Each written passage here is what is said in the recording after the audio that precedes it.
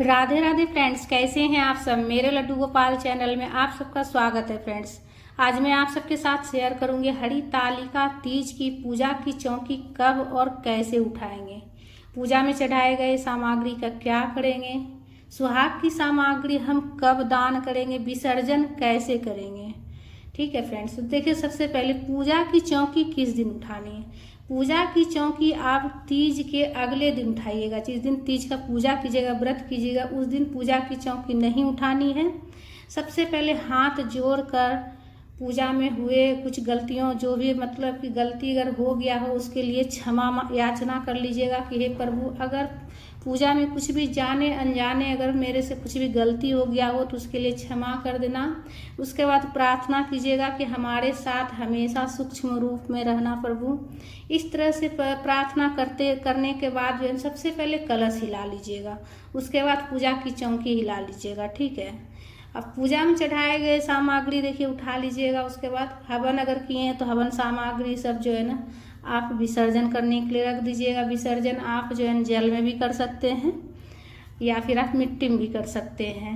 सिंदूर का जो सिंदूरदानी है, घंटी वगैरह सब वापस मंदिर में हम रख देंगे। जो फल फलेरी चढ़ाए थे पूजा में, जो प्रसाद चढ़ाए थे वो सब हटा लेंगे और सभी पूरा परिवार ग्रहण कर लीजिएगा। फल फ्रूट जो है थोड़ा बहुत दान भी कर दीजिएगा। ठीक है, तो इस तरह जो है ना सारा सामग्री पूजा की उठानी है। और पूजा में जो हम चढ़ाए हैं ये पान वगैरह जो चढ़ाए हैं, अगर घर में कोई खाने वाला हो, अगर खाना चाहता है तो खा सकता है, नहीं तो आप विसर्जन कर दीजिएगा। जल में भी कर सकते हैं और मिट्टी में भी कर सकते हैं। लौंग इलायची जो उसको ऊपर रखे थे वो आप चाय में भी डाल कर पी सकते हैं। पूजा में जो दक्षिणा रखे हैं वो जब सुहाग की सामग्री हम दान करेंगे पंडितायन ब्राह्मणी को, तो उस समय हम दे देंगे। तो देखिए सुहाग की सामग्री दान कब करना है। अगर आप जो है ना जिस दिन व्रत करते हैं पानी उसी दिन पीजिएगा।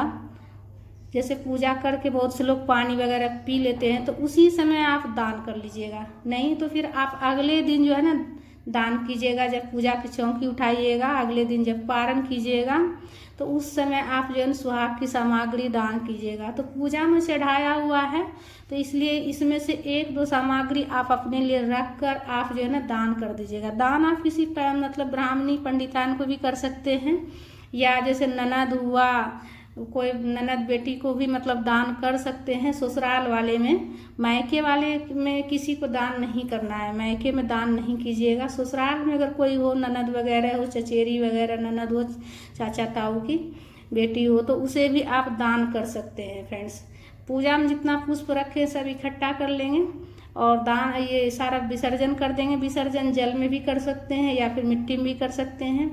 और कलश के ऊपर नारियल जो है, देखिए हमारे यहाँ नारियल जो है ना वो फोड़ कर जो है ना पूरा परिवार प्रसाद के स्वरूप ग्रहण कर लेता है। तो आपके यहाँ अगर नहीं प्रसाद के स्वरूप ग्रहण करते होंगे, विसर्जन करते हैं, तो विसर्जन कर लीजिएगा। इसलिए कि हर जगह के रीति रिवाज थोड़ा अलग हो जाता है। हमारे यहाँ जो है ना प्रसाद सब ग्रहण कर लेते हैं उसको फोड़ कर। उसके बाद देखिए कलश के ऊपर जो चावल रखे थे उसका भी कुछ बनाकर पूरा परिवार ग्रहण कर सकते हैं, खा सकते हैं घर में सात्विक भोजन बनाकर या खीर बनाकर। और कलश में जो जल है पूरा घर में छिड़क दीजिएगा और हल्दी सुपारी, गांठ वाली हल्दी सुपारी सिक्का सब निकाल लीजिएगा। सिक्का आप तिजोरी में रख दीजिएगा। गांठ वाली हल्दी सुपारी विसर्जन करना चाहें तो विसर्जन कर दीजिएगा, नहीं तो आप जो है ना उसे लाल कपड़ा में बांध कर आप रख सकते हैं तिजोरी में सिक्का के साथ में।